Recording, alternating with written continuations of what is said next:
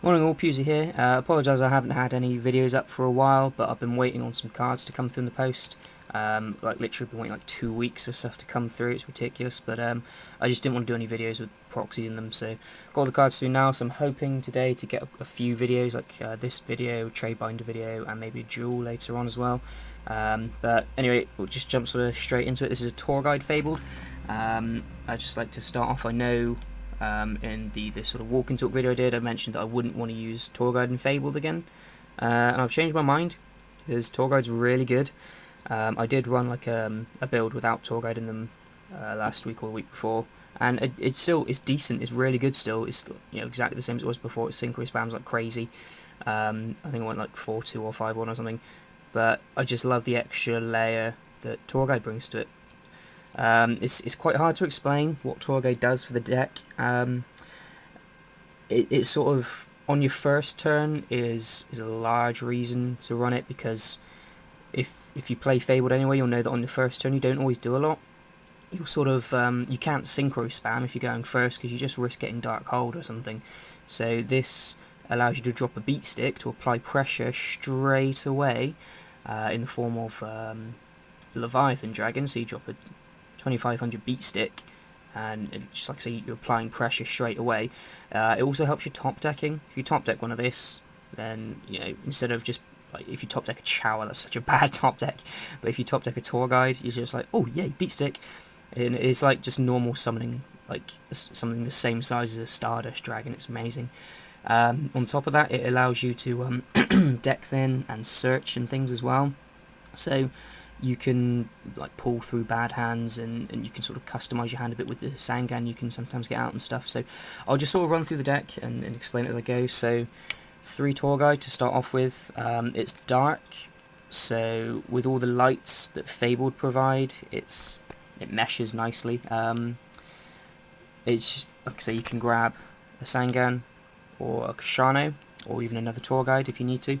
Now, I'm well aware you don't get Sangan's effect if you use it as an Exceed material, but you don't have to Exceed someone with it. You can leave it on the field to get the search, or you can Exceed with it and get a beat stick, or you can get out Kushano because it's a level 3 fiend, and then when it's on the field, search with a Grimro. So nice things there, and then Exceed into Leviathan and dump this into the graveyard to get discard. So there's nice little mini combos, and obviously Tour Guide's a +1. Why wouldn't you want to use a free +1? I mean, Pot agreed to +1 and it's banned, so. But yes, I like Tour Guide a lot. If you have some, I'd recommend it. Anyway, 3 Grimro. It's like obviously the walking rotor. You grab what you need. So if you get out Kushano, you can search, or if you can get out Sangan, just wait for it to be destroyed and grab like Grimro, Chower or Cerebral or something. So we are 1 cruise now. Obviously I originally ran 2, but I found myself in the past couple of weeks, like every game, always siding 1 out to make room, because in your opening hand, cruise is pretty dead. Awesome late game though, but it's pretty dead in your opening hand, so dropping it to 1 should hopefully sort of reduce that, and then you get it mid to late game, and you can always search it with Grimro as well. So 3 Cerebral, just because Cerebral is that damn good. Tengu, Chower and Cerebral is just mind-blowingly game-winning, so you've got to run 3.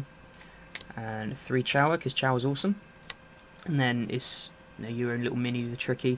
He basically provides the main discarding for you in this deck, sort of like outside of Bryonak. But he's like the most controllable discard outlet that you've got. And then you've got your 3 Ganasha. I like 3. I don't quite understand why people would run like 2 Ganasha but 2 Crews and things. So, but that's just me. I like 3 Ganasha. Worst comes to worst, he's a beat stick, or he's level 3 to Exceed. So could be worse. And you got 3 Tengu. Wouldn't be much of a synchro spam deck without Tengu. Like I say, the main play that you want to get off is Tengu, Chower and Cerebral. So you go like Tengu and Chower for Hyper Librarian, Tengu and Cerebral for Bryonak, and you just discard some more and obviously special summon some more. Next, 2 Snipe Hunter. I originally included 2 as an out to Archlord Christia, because if you look at this deck, you'll notice that there's currently only one out to it if you take away Snipe Hunt, and that's Dark Hole. So I sided Smashing Ground, and Smashing Ground is an awesome side deck, by the way. Helps you deal with Hyperion and Christia and Blackluster Soldier, and just big beat sticks really easily. So it's a good side deck. But this, not only is it dark to help fuel Blackluster Soldier, but it's a constant discard outlet. It's a +1 every time that you destroy something and you discard a Fabled. It's searchable with Sangan, and it just helps you get rid of little pesky things your opponent throws at you. And obviously you saw it, Blackluster Soldier. I originally didn't really want to take it in. I didn't want to go sort of down a Chaos route, but it actually works nicely. I wouldn't put Chaos Sorcerers in, but this works nicely. It's just like with all the Tour Guides and the Snipe Hunters and the Sangan and everything, you got more than enough darks to summon it, and it just provides that extra decent top decking for the deck, and it provides that extra push and extra beat stick power, because a 3k beat stick, this is probably like the biggest thing the deck would bring out, because a lot of the stuff you bring out, like Branak and Raging and stuff, they're like 2-3, well, this is 3000, so it's a nice trump card. And then just lastly for the monsters, double the Tricky. It's just sort of a meta call for me. I think Arcanite Magician is going to be amazing this format. You +1 off of Arcanite Magician, and if people only set one back row and you pop it and then pop the monster, then you set them back their entire turn, and it's just amazing. So this and Cerebral is Arcanite, but it also gives you Black Rose Dragon, it also gives you Ancient Sacred Wyvern, or it just gives you a 2k beat stick to punch away with, so I like the Tricky a lot. The spells are basically just staples.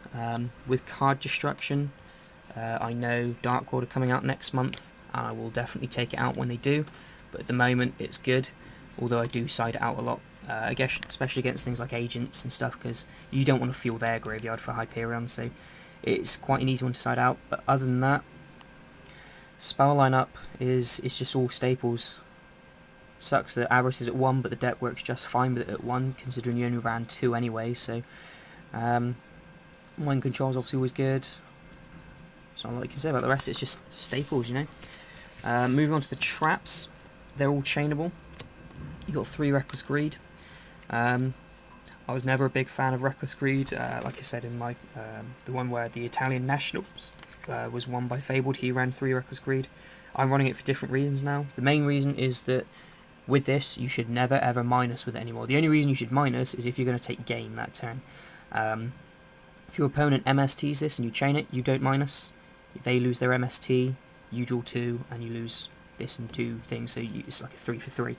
So you get rid of their MST and draw 2, you lose 2 dual phases, and But yes, it's chainable, so you should never minus off of it, but obviously each one that you activate is an extra +1 on top. It's more Snipe Hunter food, it's more Branak food, it's more Chower food, and with Fabled you obviously transform hand advantage to field advantage, so this does that nicely. If you're going to take game that turn, you might as well activate it.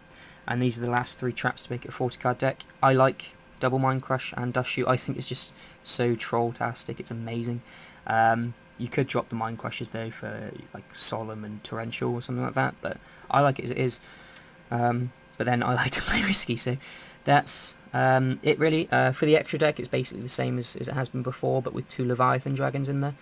But that's the deck, so rate, comment, subscribe. Tour Guide Fabled.